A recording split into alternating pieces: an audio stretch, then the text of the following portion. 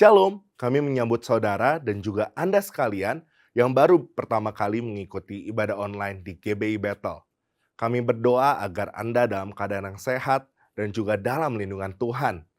Bagi Anda yang baru pertama kali mengikuti ibadah online, ataupun Anda yang memerlukan layanan doa, Anda dapat mengirimkan komentar di kolom chat. Sebelum kita mengikuti ibadah ini, mari kita bersatu di dalam doa. Bapa, kami mengucap syukur untuk setiap kebaikan Tuhan di dalam kehidupan kami, Tuhan. Terima kasih untuk penyertaan-Mu. Kami sebentar akan mengikuti ibadah online ini, kiranya Tuhan yang hadir dan melawat setiap kami. Terima kasih Tuhan, dalam nama Tuhan Yesus, kami telah berdoa dan mengucap syukur. Haleluya. Amin. Mau bawa pujian yang terbaik.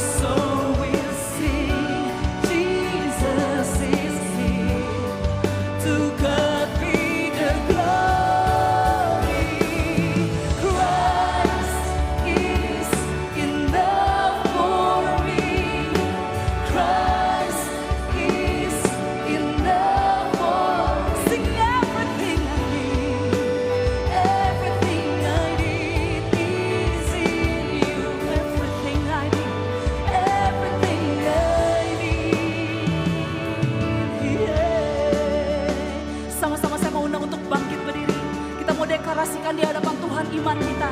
Mau nyatakan Tuhan, I will follow you, I will follow you. Decided to follow Jesus, no turning back, no turning back. I have decided to follow Jesus, no turning back, no turn. Sing the cross before me. Cross before me, the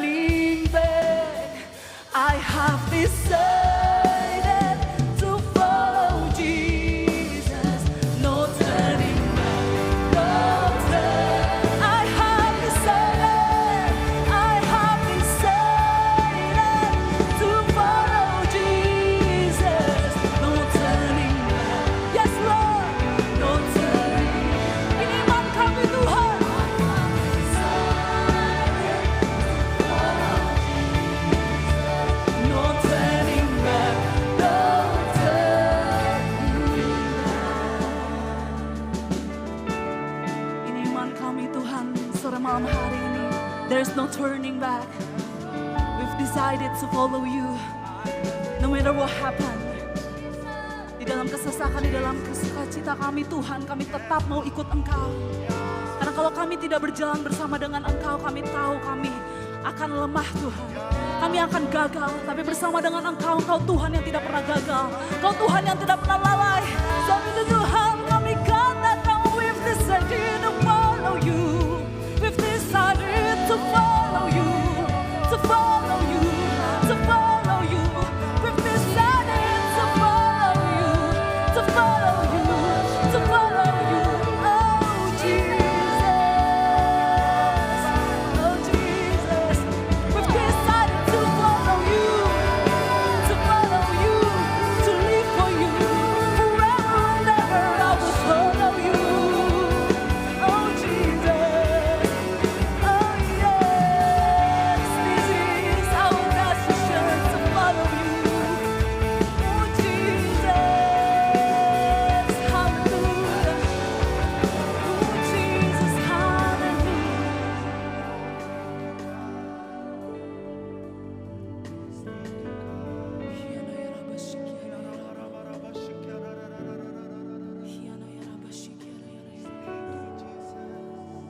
Kau hadir di tengah-tengah kami Tuhan sore malam hari ini.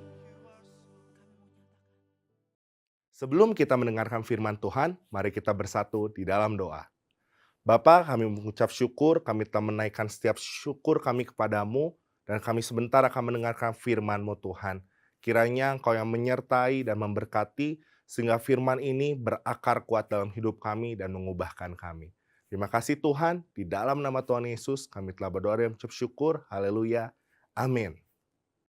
Hari ini kita bersyukur kita bisa kembali sama-sama beribadah dan di hari ini kita akan sama-sama untuk merenungkan firman Tuhan dengan tema mengerti kehendak Tuhan. Siapa di sini yang mau mengerti kehendak Tuhan? Boleh angkat tangannya?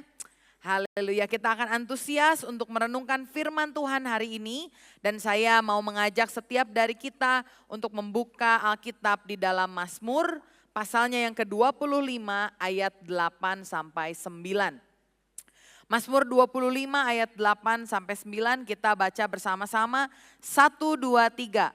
Tuhan itu baik dan benar, sebab itu ia menunjukkan jalan kepada orang yang tersesat.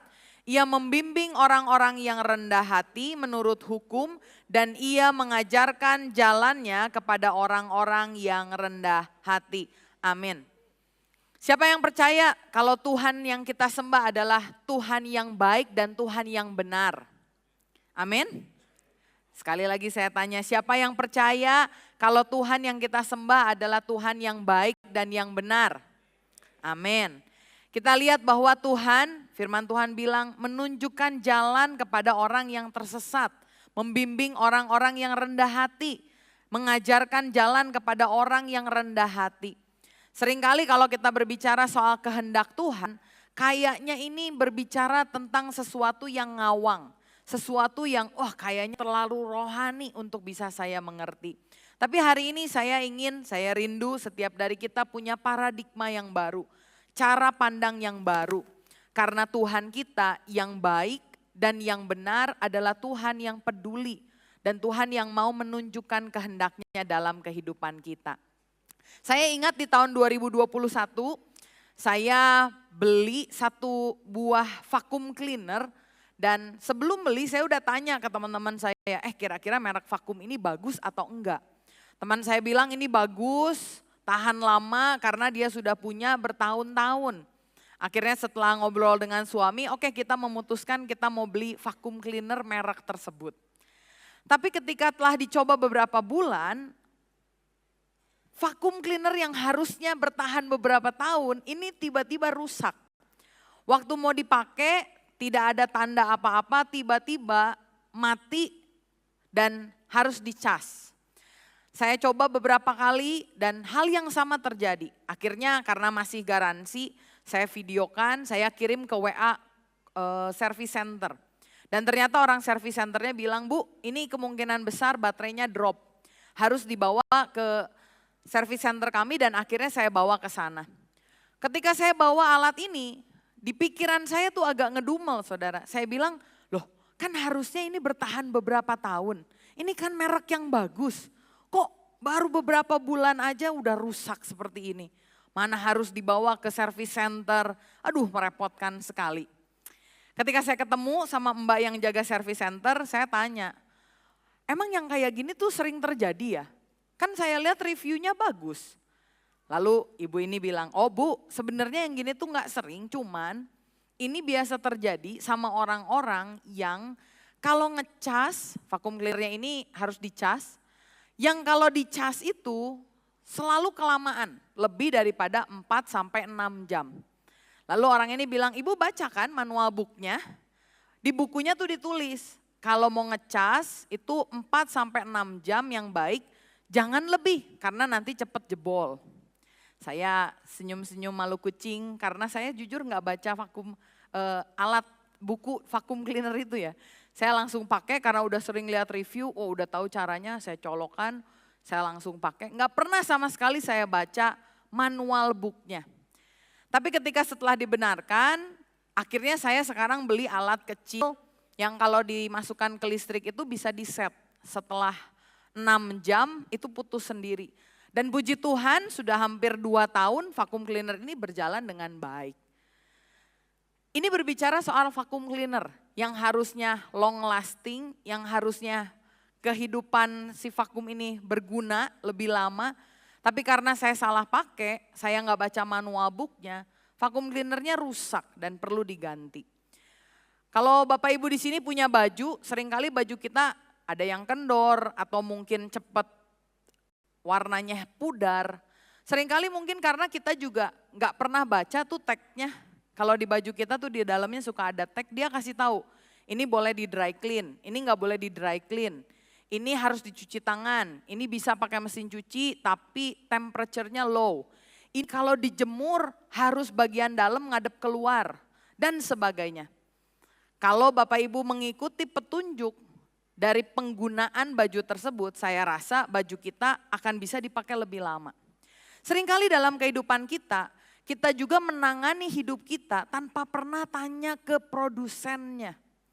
Saya tadi cerita, saya kesel, saya kira oh produsennya nih yang salah, pabriknya nih yang salah.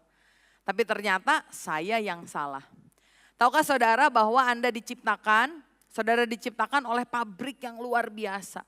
Bukan pabrik sembarang pabrik, Tuhan yang menciptakan kita, made by God. Dan Tuhan yang menciptakan kita adalah Tuhan yang sempurna, yang luar biasa. Dan di dalam kehidupan kita pun harusnya kita menyadari bahwa kalau kita mengikuti aturan mainnya Tuhan, kehendaknya Tuhan, maka hidup kita pun akan bermakna, akan menghasilkan sesuatu, akan berdampak karena sesuai dengan rancangan. Sebagaimana kita diciptakan, kita melakukan hal tersebut. Mazmur 25 tadi kembali berkata, Tuhan itu baik. Baik artinya Tuhan mau menolong kita. Tapi bukan hanya baik, Tuhan juga benar. Karena itu dia peduli, dia mau tunjukkan jalan di dalam kehidupan kita. Sekali lagi saya mau saudara kalau berpikir, wah kehendak Tuhan kayaknya cuman konsumsi pendeta. Kehendak Tuhan kayaknya satu yang misterius, yang gak bisa untuk dimengerti. Saya mau bilang sama saudara, firman Tuhan menunjukkan bahwa Allah adalah Allah yang ingin untuk menuntun, menunjukkan, membimbing, mengajarkan orang-orang tentang jalan-jalannya, tentang kehendaknya. Sama seperti kalau saudara lihat sekarang, ini kan kelihatannya tidak ada apa-apa ya. Tapi kalau saudara punya alat namanya radio, lalu saudara set salurannya ke 96,8 FM, saudara akan terhubung dengan radio Karisma Blessing. Beberapa di antara kita karena khotbah ini juga di-relay masuk, ada yang dengar dari Karisma Blessing. Atau ada saudara-saudara kita yang nonton dari YouTube.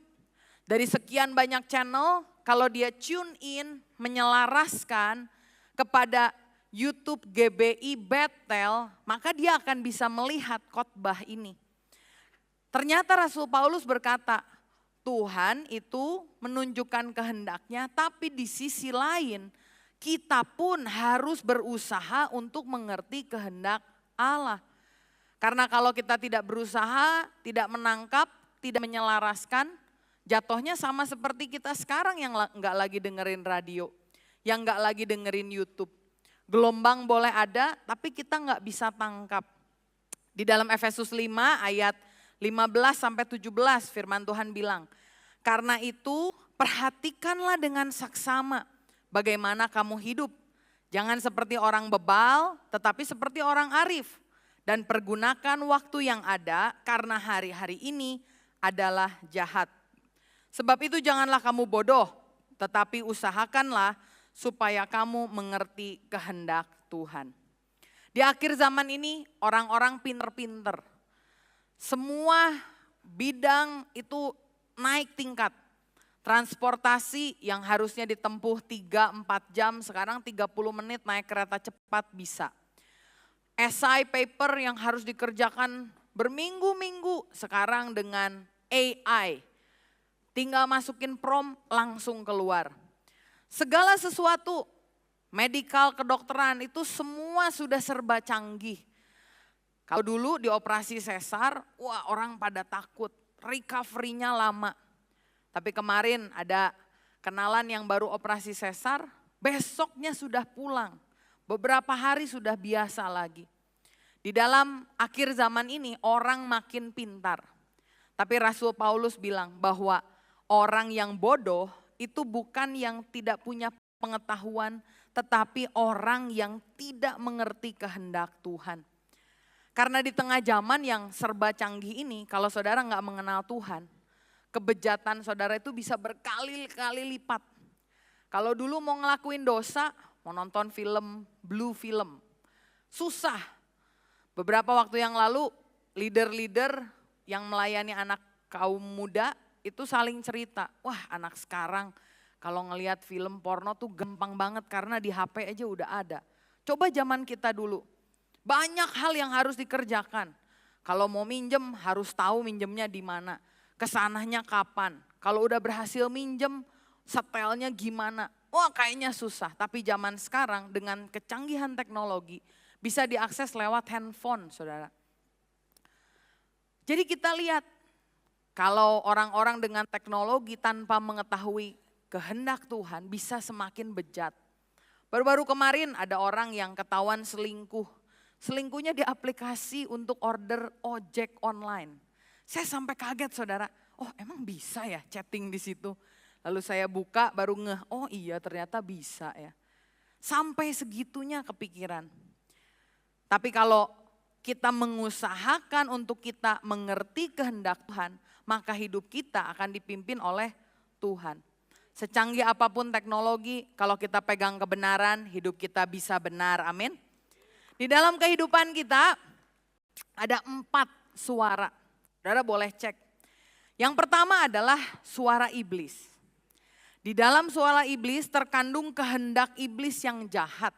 Selalu sifatnya tidak baik. Yesaya 10 ayat 10 bilang iblis itu datang hanya untuk mencuri, membunuh dan membinasakan. Kalau malam-malam saudara merasa depresi, tidak bisa tidur, kemudian ada orang-orang yang biasa mendengar suara-suara suruh bunuh diri. Saya mau bilang itu bukan suara hatimu, itu suara iblis, jangan didengarkan. Perlu ditengking bahkan. Iblis mengajak kita untuk melakukan dosa, untuk meninggalkan Tuhan. Semuanya yang iblis mau kehendaknya adalah suatu yang jahat. Yang kedua ada suara manusia, orang-orang di sekitar kita. Orang tua, teman, kawan. Di dalamnya terkandung kehendak manusia. Kalau saudara berkumpul dengan orang-orang yang benar maka nasihatnya benar. Tapi kalau saudara berkumpul dengan orang-orang yang tidak benar, maka nasihatnya jadi tidak benar. Suara manusia bisa benar, bisa salah. Yang ketiga suara hati, di dalamnya terkandung kehendak kita, perasaan kita. Biasanya ini dipengaruhi oleh pengalaman masa lalu. Oh kalau saya dulu pernah ditipu ketika mau melakukan transaksi lagi, ketakutan itu muncul. Oh kalau dulu saya pernah trauma karena saya dipermalukan di kelas. Setiap mau masuk sekolah tahun ajaran baru, keringat dingin bahkan bisa sakit. Biasa suara hati dipengaruhi juga oleh didikan orang. Didikan orang tua misalkan, hati-hati jangan bergaul dengan orang yang seperti ini. Ketika ketemu sama orang yang deskripsinya demikian, kita jadi tidak mau bergaul dengan dia. Suara iblis, suara manusia, suara hati. Tapi yang keempat yang terpenting yang kita ingin dengar adalah suara Tuhan. Karena di dalamnya terkandung kehendak Tuhan, keinginannya Tuhan. Nah sekarang pertanyaannya bagaimana kita bisa membedakan keempat suara ini?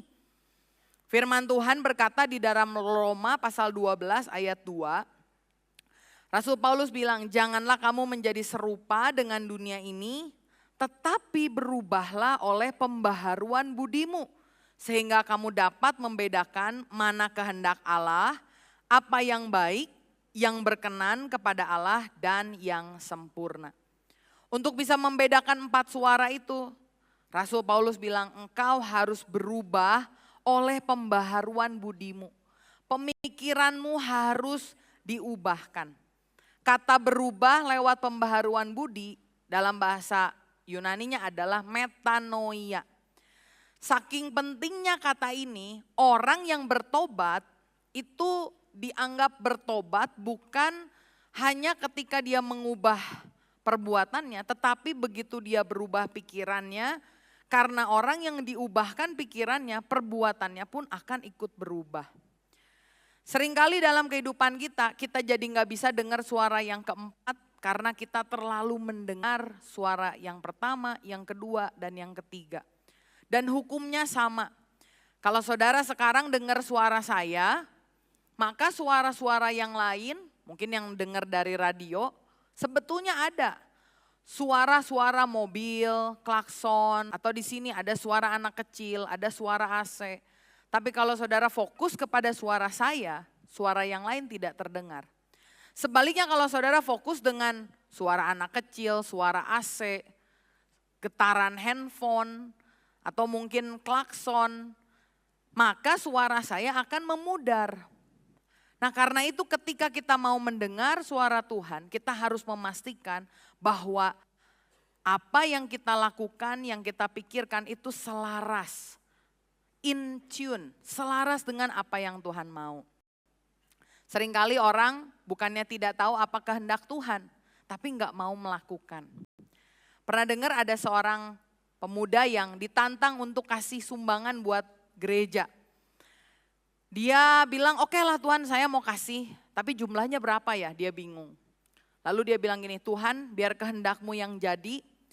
Kalau misalkan saya berdoa sekarang, saya minta, saya mau buka Alkitab, lalu saya merem, saya sambil berdoa, saya tunjuk satu ayat, dan berapa yang ayat itu bilang, saya akan berikan.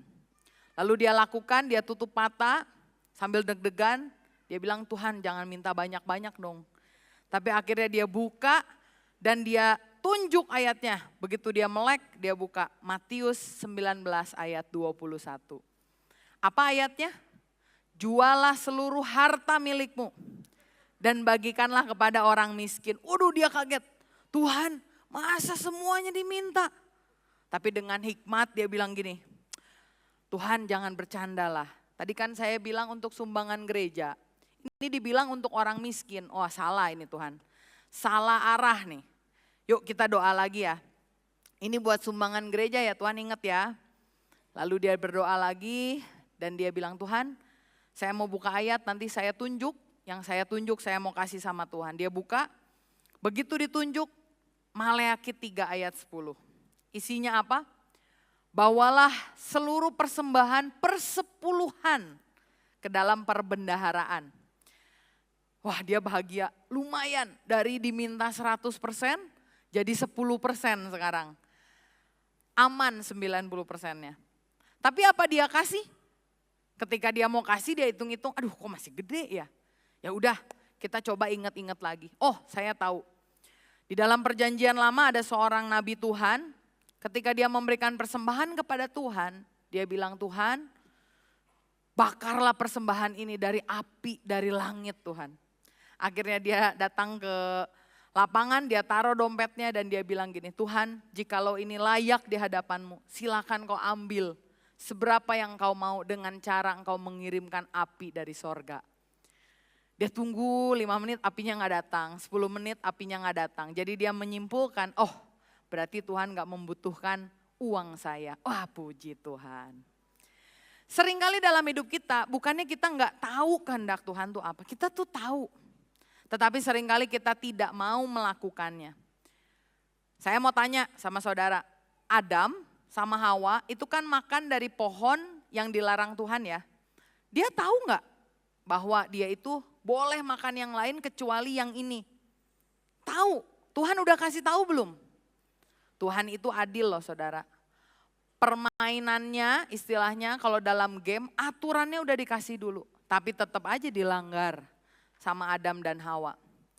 Saudara tahu ada seorang nabi namanya Yunus. Yunus itu disuruh Tuhan pergi kemana? Nah, lulus semua sekolah minggunya ya, puji Tuhan. Tapi dia malah pergi ke Tarsis. Dia tahu untuk pergi ke Niniwe, tapi dia malah pergi ke Tarsis. Sekali lagi, tahu kehendak Tuhan tapi tidak melakukannya. Saudara tahu Esau? Esau dia tahu bahwa dia itu tidak boleh menikah dengan orang Kanaan. Tetapi akhirnya dia menikah dengan perempuan Kanaan. Tahu untuk tidak melakukan tetapi tetap dilakukan. Buat anak-anak muda yang belum punya pasangan hidup, nanti di ibadah 130 saya akan khotbah mengenai bagaimana mengenali pasangan hidup yang daripada Tuhan, menurut kehendak Tuhan. Jadi saudara boleh habis jemaat di MW2 makan sebentar, balik lagi untuk dengar khotbah 130 ini. Karena kenapa? Ternyata hal yang memedihkan hati dari orang tuanya Esau adalah karena dia menikah dengan orang Kanaan. Padahal Tuhan mau, bukan hanya kita tahu kehendak Tuhan tapi kita melakukan. Bagaimana cara melakukan kehendak Tuhan? Berubah dari pemikiranmu. Pemikiran kita harus diselaraskan, dibaharui dengan pemikirannya Tuhan. Ada satu orang di dalam Alkitab namanya Daud. Daud di dalam Kisah Rasul 13 ayat 36 dikatakan dia melakukan kehendak Tuhan pada zamannya. Kenapa bisa? Karena Daud adalah orang yang tahu bahwa good idea is not always God's idea. Dia tahu bahwa satu ide yang baik belum tentu berasal daripada Tuhan. Daud pernah ada di satu goa dan ketika dia ada di dalam goa itu bersama teman-temannya yang lain, dia melihat di ujung goa ada Saul. Raja Saul ini sudah memburu Daud lama sekali dan inilah kesempatan untuk Daud membunuh Saul. Idenya bagus nggak?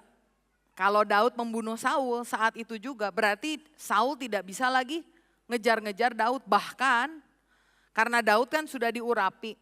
Kalau raja terdahulu sudah meninggal, istilahnya kalau dibunuh Daud kan berarti dikalahkan. Daud harusnya bisa jadi raja. Tapi apakah Daud melakukan hal itu? Tidak. Karena dia tahu good idea may not be God's idea. Pikiran yang kita pikir baik belum tentu berasal dari Tuhan. Dalam hidup Yesus juga sama. Yohanes 4 ayat 34, Yesus bilang, makananku ialah melakukan kehendak Dia yang mengutus aku dan menyelesaikan pekerjaannya. Satu kali Yesus lagi lapar karena habis puasa. Dan waktu dia lagi lapar, tiba-tiba iblis datang. Iblis bilang sama Yesus, kalau kamu anak Allah, ubah batu ini jadi roti. Yesus bisa makan. Good idea? Good idea. Lagi lapar, dikasih roti. Tapi ketika dia mendengarkan perkataan iblis, berarti Yesus gak lagi mendengarkan perkataan Tuhan. Karena itulah Yesus bilang bahwa orang tidak hidup dari roti saja, tapi dari firman yang keluar dari mulut Tuhan. Dilihat sekali lagi bahwa Yesus tahu, sama seperti Daud, good idea is not always God's idea. Karena itu saudara, kalau hari ini engkau sedang ada di dalam sebuah persimpangan untuk mengambil sebuah keputusan, saudara perlu mempertimbangkan, bukan hanya sekedar good idea, bukan hanya sekedar ide yang bagus, ide yang pas, ide yang kayaknya keren. Tetapi saudara perlu cek apakah ini sesuai dengan kehendak Tuhan atau tidak. Karena Tuhan ingin kita melakukan kehendaknya. Matius 7 ayat 21 firman Tuhan bilang, bukan setiap orang yang berseru kepadaku Tuhan, Tuhan akan masuk ke dalam kerajaan sorga, melainkan dia yang melakukan kehendak Bapakku yang di sorga. Artinya kalau kita melakukan kehendak Bapa yang ada di surga, kita ini hambanya Tuhan. Raja dalam hidup kita adalah Tuhan. Karena kita nggak lancang melakukan kehendak kita, tapi kita melakukan kehendak Bapa yang di sorga. Bagaimana sekarang caranya untuk kita bisa tahu tentang kehendak Tuhan dalam hidup kita? Saya bisa bagi kehendak Tuhan itu menjadi 2 kategori. Yang pertama adalah kehendak Allah, yaitu kedaulatannya dan ketetapannya. Kehendak Allah ini sifatnya tetap, tidak bisa diubah dan berdasarkan kedaulatan Tuhan. Contohnya dalam hidup kita, kita lahir di mana, dalam keluarga seperti apa, keturunan suku apa, dalam keadaan kondisi ekonomi seperti apa, itu adalah kedaulatan Tuhan dalam hidup kita. Bahkan rambut kita hitam, tinggi kita mentok. Saya waktu SD kelas 6 itu 156 cm. Sekarang saya udah punya anak 1, tinggi saya itu 162 cm. Jadi cuma nambah sedikit sekali dari waktu saya kelas 6 SD. Pengen lebih tinggi? Pengen. Tapi itu bukan apa yang Tuhan berikan buat saya. Ada orang-orang yang rambutnya keriting, pengen lurus. Seringnya meratapi, kenapa rambut saya keriting? Ada orang lurus, meratapi. Kenapa saya rambutnya lurus? Untuk ketetapan Allah yang ini, respon kita hanyalah bisa menerima, mensyukuri, dan mengembangkan. Saudara tahu ada satu orang namanya Putri Aryani. Kemarin ini baru terkenal gara-gara dia ikutan American Got Talent, nyanyi dikasih Golden Buzzer. Golden Buzzer-nya dikasih sama Simon Cowell. Siapa itu Simon Cowell? Simon Cowell adalah seorang headhunter.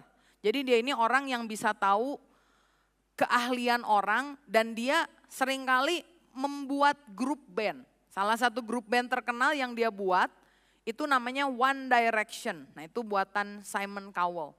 Putri Aryani diberikan Golden Buzzer, pertama kali orang Indonesia yang dapat dari Simon Cowell.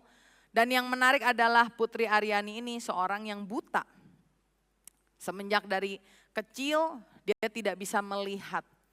Tetapi orang ini dia menerima, dia mensyukuri dan dia mengembangkan talenta yang dia miliki.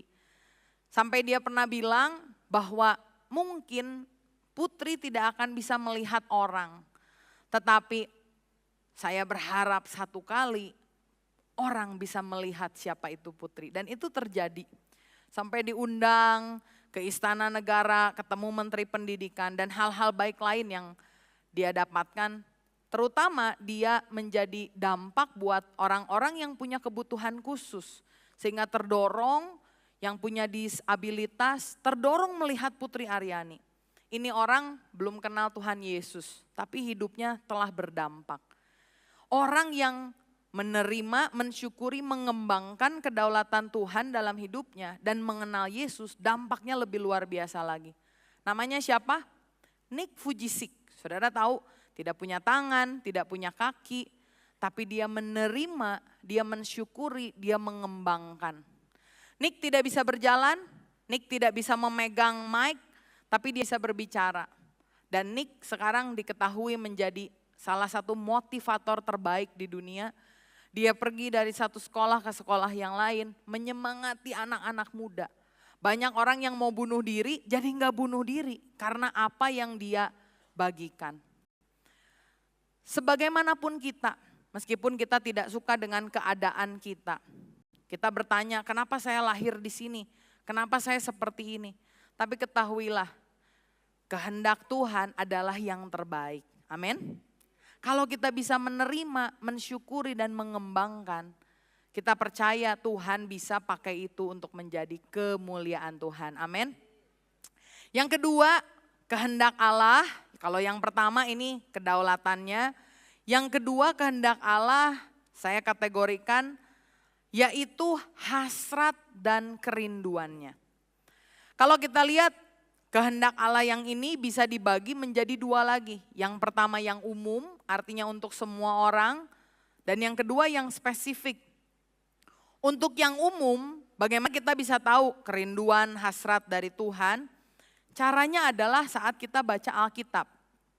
Ketika kita baca Alkitab, kebanyakan dari isi Alkitab justru membahas soal hal yang ini.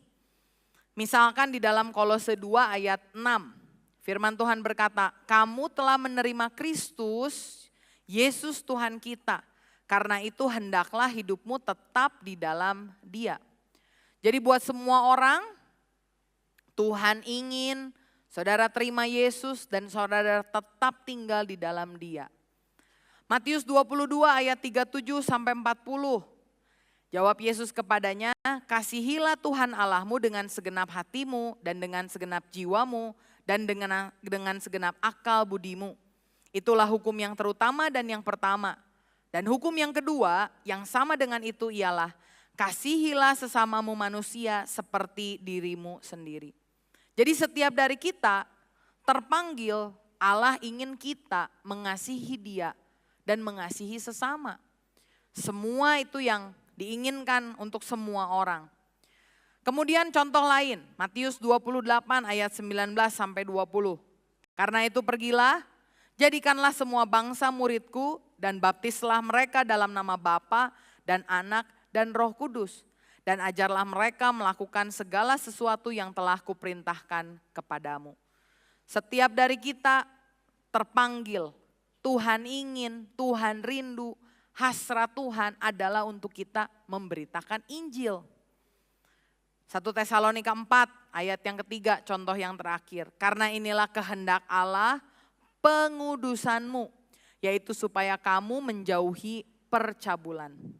Sekali lagi saat kita baca Alkitab, Tuhan ingin kita menerima Dia, hidup di dalam Dia, mengasihi, memberitakan Injil, hidup kudus, itu yang Tuhan mau.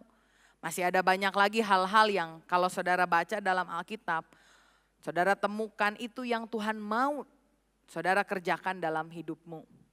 Mari tidak seperti Adam, tidak seperti Yunus, tidak seperti Esau. Sudah tahu tapi tidak dilakukan.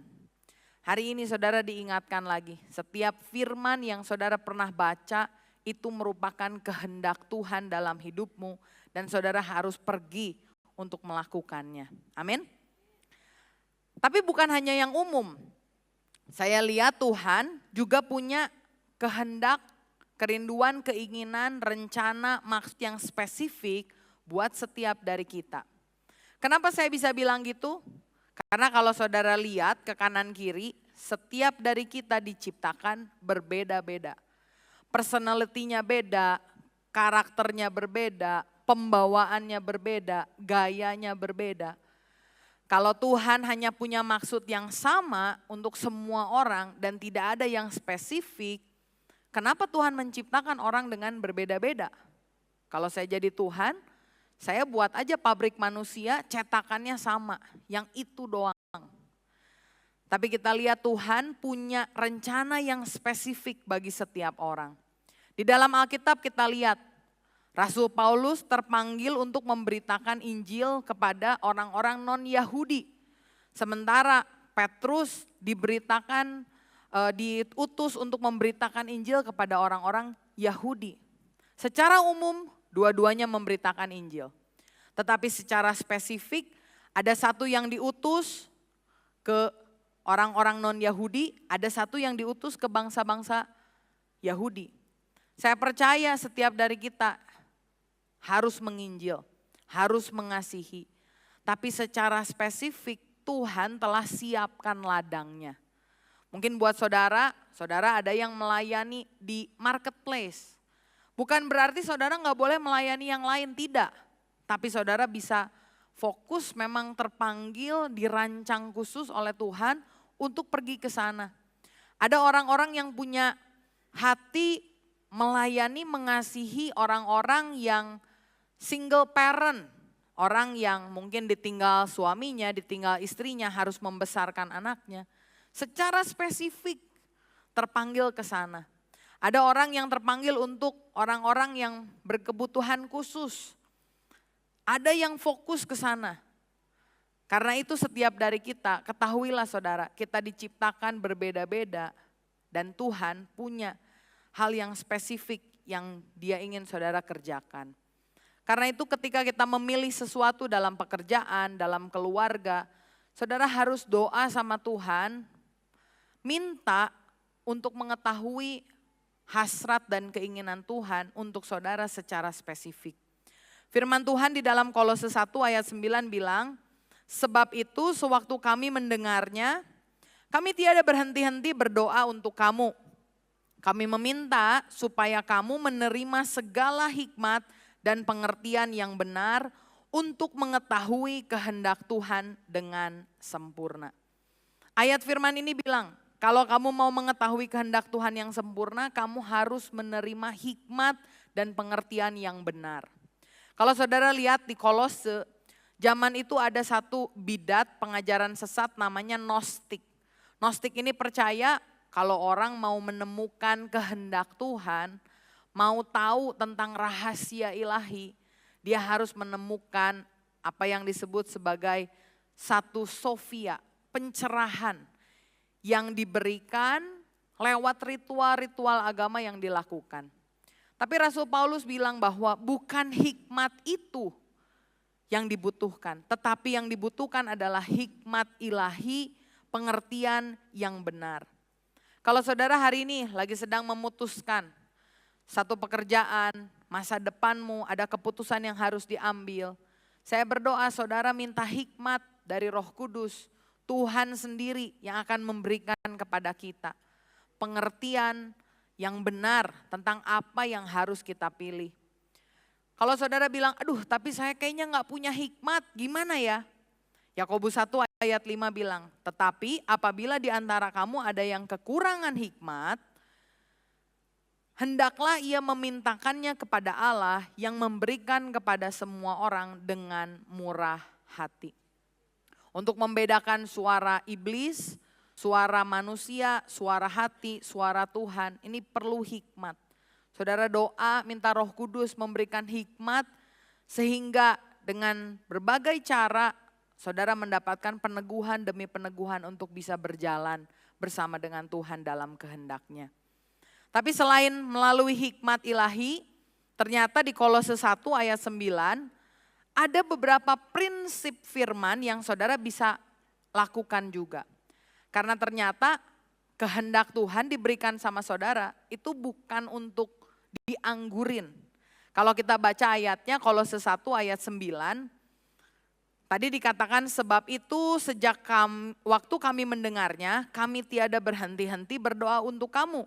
Kami meminta supaya kamu menerima segala hikmat dan pengertian yang benar untuk mengetahui kehendak Allah yang sempurna. Ayat yang ke-10, 1 Kolose 1 ayat yang ke-10, ada satu kata pertama yang saya pengen highlight. Tulisannya bilang, sehingga hidupmu layak di hadapannya serta berkenan kepadanya dalam segala hal. Kata sehingga ini artinya ada tujuannya. Kehendak Tuhan dalam hidup kita ada tujuannya. Untuk apa? Tadi dikatakan hidupmu layak di hadapannya serta berkenan kepadanya dalam segala hal. Dan kamu memberi buah dalam segala pekerjaan yang baik dan bertumbuh dalam pengetahuan yang benar tentang Allah. Dan dikuatkan dengan segala kekuatan oleh kuasa kemuliaannya untuk menanggung segala sesuatu dengan tekun dan sabar. Dan mengucap syukur dengan sukacita kepada Bapa yang melayakkan kamu untuk mendapat bagian dalam apa yang ditentukan oleh orang-orang kudus di dalam kerajaan terang. Saya ubahkan beberapa hal yang tadi ketika saudara pengen tahu secara spesifik Apa yang harus saudara ambil, tender mana, pekerjaan mana, kota yang mana, proyek yang mana. Saudara minta hikmat sama Tuhan dan saudara lihat prinsip firman ini. Saudara boleh tanyakan beberapa hal. Yang pertama, apakah yang saya pilih ini akan membuat saya hidup layak di hadapan Tuhan dan berkenan di dalam Dia? Itu tadi ayat yang ke-10. Dilanjutkan, apakah pilihan saya ini membuat saya berbuah dalam segala pekerjaan yang baik? Yang ketiga, apakah pilihan saya ini membuat saya bertumbuh dalam pengetahuan yang benar akan Allah? Yang keempat, apakah pilihan yang saya pilih ini membuat saya dapat dikuatkan untuk dapat tekun dan sabar? Dan yang kelima, apakah pilihan saya ini membuat saya dapat mengucap syukur kepada Tuhan? Ingat sekali lagi, good idea is not always God's idea. Bapak Ibu pernah ingat ada 2 orang yang disuruh untuk memilih satu area. Area yang satu kelihatannya hijau, banyak orang di sana, kelihatannya makmur. Sementara area yang lain ya sisanya lah. Yang namanya sisa itu bukan sesuatu yang the best. Tapi akhirnya orang yang milih tanpa mempertimbangkan prinsip-prinsip firman, hanya melihat yang sekedar baik, sekedar subur, sekedar hijau, sekedar bagus, menghadapi satu konsekuensi yang tidak dia pikirkan sebelumnya. Siapa orang ini? Yang satu namanya Lot. Dia pilih Sodom dan Gomora. Dia diberikan kemampuan untuk memilih terlebih dahulu, tapi karena dia tidak punya tuntunan, tidak ikut kebenaran, dia memilih hanya dengan mata jasmaninya. Dia memilih satu tempat di mana akhirnya, saudara tahu Sodom dan Gomora itu orang-orangnya jahat di hadapan Tuhan. Kalau saudara baca ayatnya dengan teliti, ketika Lot tinggal di sana, ada satu ayat bilang dia duduk di pintu gerbang. Artinya orang yang duduk di pintu gerbang itu dianggap tetua. Lot menjadi tetua, leaders dari orang-orang yang jahat ini. Dan karena itulah, karena kejahatan orang-orang yang ada di sana, Tuhan menunggang balikan Sodom dan Gomora. Seketika itu juga pilihan yang Lot sangka akan menjadi tempat masa depan yang indah di dalam kehidupannya. Menjadi tempat di mana istrinya meninggal di sana, bahkan keturunan dari Lot juga tidak merasakan berkat Tuhan. Sementara Abraham yang diberikan pilihan yang kedua, tapi dia melihat bagaimana meskipun di tempat kering, dia tetap bisa layak di hadapan Tuhan, tidak ikut kawin campur dengan orang-orang di sekitarnya. Dia bisa berbuah, dia bisa bertumbuh mengenal Tuhan. Dia bisa mengucapkan syukur dan walaupun pilihannya rasanya bukan yang the best, tetapi ketika itu yang dipilih oleh Tuhan, dia ikut apa yang Tuhan mau. Pada akhirnya kita lihat pilihan hidup Lot atau hidup Abraham. Hari ini saudara pilih sendiri, saudara mau pilih hidupnya Lot atau mau pilih hidupnya Abraham. Lot memilih tidak berdasarkan kehendak Tuhan. Lot hanya memilih apa yang ada di mata jasmaninya saja. Tetapi Tuhan melihat Abraham karena Abraham melihat dengan mata rohaninya. Dia ikut Tuhan. Dan saya berdoa hari ini, saudara dalam hidup mari kita betul-betul mengerti kehendak Tuhan. Kalau saudara sudah terima Yesus, ada Roh Kudus dalam hatimu. Ketika engkau memilih satu pilihan yang tidak tepat, maka Roh Kudus ini akan mengingatkan saudara. Sehingga saudara akan gelisah, itu tanda awal yang mungkin saudara perlu doakan lagi. Kalau saudara lihat pertanyaan-pertanyaan ini dan semua jawabannya ya, saudara boleh bawa ini dalam doa, saudara boleh pergumulkan, saudara boleh tanya ke pembimbing rohani, ke pemimpin kelompok sel, pemimpin Bikom, dan kiranya dengan tuntunan Tuhan kita bisa mengikuti kehendak Tuhan dalam hidup kita. Tahun 96, 97 untuk pertama kalinya saya ke Australia. Waktu itu saya kelas 3, 4 SD Dan ketika saya ada di sana, saya bilang 1 kali saya mau pindah ke tempat ini. Saya nggak mau pulang lagi ke Indonesia. Dan puji Tuhan waktu kuliah 2007 pindah ke sana, kuliah dengan baik. Lagi kuliah saya kerja juga, kerja dengan baik. Punya portfolio yang baik. Lulus 2010 bisa langsung keterima kerja di salah satu perusahaan yang baik juga di sana. 6 bulan setelah lulus, apply PR, diterima langsung tanpa bayar agent, saudara. Masukin sendiri tanpa bayar agent, diterima PR-nya langsung keluar. Sampai teman-teman saya bingung, loh kok bisa? Langsung karena PR sudah punya, ambil KPR 30 tahun. Langsung ambil tempat tinggal di sana untuk bisa menetap di sana. Tetapi lama-kelamaan hati saya gelisah, saudara. Kalau orang tinggal di luar negeri itu nyaman, ya. Hanya memikirkan, kalau setidaknya dari pengalaman saya cuma mikirin ya udah dari minggu ke minggu ya udah begitu aja. Sampai satu kali saya doa sama Tuhan, Tuhan ini kenapa ya? Banyak ngobrol sama mentor, ngobrol sama orang tua. Akhirnya dengan mantap hati ambil sekolah Alkitab. 2015 lulus, kepikiran lagi. Karena bos waktu saya resign dari Australia masih kontekan dan dia tanya, mau balik lagi gak ke Australia? Nih masih ada kerjaan yang dulu buat kamu kalau kamu mau. Tapi setelah didoakan, saya jauh lebih damai kalau saya pulang ke Indonesia. Kehendak Tuhan bisa kita ketahui lewat Roh Kudus, lewat tuntunan firman. Ada orang yang bilang bisa lewat jalan yang terbuka. Betul enggak? Betul. Tapi waktu saya doa sama Tuhan, saya dapatnya ini. Yunus waktu disuruh pergi ke Niniwe, dia pergi ke Tarsis, seakan jalan terbuka. Mau pergi ke Niniwe, pergi ke Tarsis, tiketnya ada, perahunya pas ada. Dia jadi pas bisa ikut tuh dengan itu. Saya bilang sama Tuhan, Tuhan kalau dari logika kerjaan udah ada. KPR udah di-approve, PR udah dapet.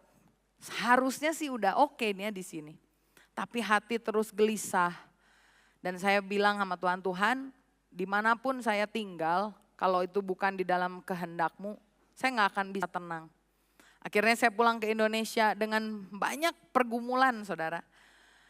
Tapi doa sama Tuhan, dikuatkan hari demi hari, waktu demi waktu. Sampai hari ini saya masih belajar untuk mengerti kehendak Tuhan. Terutama yang spesifik ini nih, Tuhan mau panggil saya kemana. Karena saya tahu bukan kita dibuat cap pabrik semua sama, kita semua berbeda. Dan saya rindu untuk setiap dari kita dituntun oleh Tuhan. Sebagaimana Mazmur bilang, kehendak Tuhan, Tuhan tunjukkan sama kita. Saya berdoa, biarkan janji Tuhan ini tergenapi di dalam 1 Yohanes 2 ayat 17. Dan dunia ini sedang lenyap dengan keinginannya. Tetapi orang yang melakukan kehendak Allah tetap hidup selama-lamanya. Kita sama-sama belajar untuk hari demi hari. Kehendak Tuhan tuh kadang kayak GPS, saudara. Begitu nyampe perempatan baru dikasih tahu nih kamu ke kanan. Perempatan selanjutnya nih kamu ke kiri. Perempatan selanjutnya nih kamu lurus. Dan ketika kita terus terkoneksi, kalau pakai GPS harus connect terus sama internet. Kalau dalam hidup kita mau tahu jalan harus connect terus sama Tuhan. Selama kita ada di jalan-jalannya Tuhan, kita percaya maka kehendak Tuhan, rancangan Tuhan akan terjadi dalam kehidupan kita. Seperti di sorga terjadilah kehendak-Mu di bumi. Amin. Saudara, mari sama-sama kita berdoa untuk mengakhiri ibadah kita pada kesempatan ini. Bapa Surgawi, kami menaikkan syukur karena kebaikan Tuhan. Ibadah ini Tuhan sudah pimpin dan sertai dari awal sampai akhir. Terima kasih untuk segala berkat rohani yang Tuhan nyatakan kepada kami. Dan kami percaya Engkau yang menjawab setiap kebutuhan kami, keperluan kami tepat pada waktu Tuhan. Karenanya ya Tuhan, kami mau mengangkat kedua tangan kami sekarang dan turunlah atas kami sekalian berkat dari Allah Bapa Surgawi, kasih sayang dan karunia dari Tuhan kami Yesus Kristus, persekutuan dan urapan baru dari Roh Kudus, berkat Allah Tritunggal yang akan mengalir di dalam kehidupan kami, memberi kami kekuatan dan kami terus bertumbuh di dalam Tuhan. Kami terima berkat ini hanya di dalam nama Tuhan Yesus Kristus. Kami berdoa dan bersyukur, dan semua kita yang percaya dan diberkati, mari katakan bersama, amin. Saudara yang dikasihi Tuhan, jangan lupa untuk like, komen, atau juga share, membagikan video ini kepada orang lain, supaya jangan Anda sendiri yang diberkati, tetapi orang lain lebih banyak lagi akan mendapatkan berkat rohani yang sama. Tuhan memberkati saudara sekalian.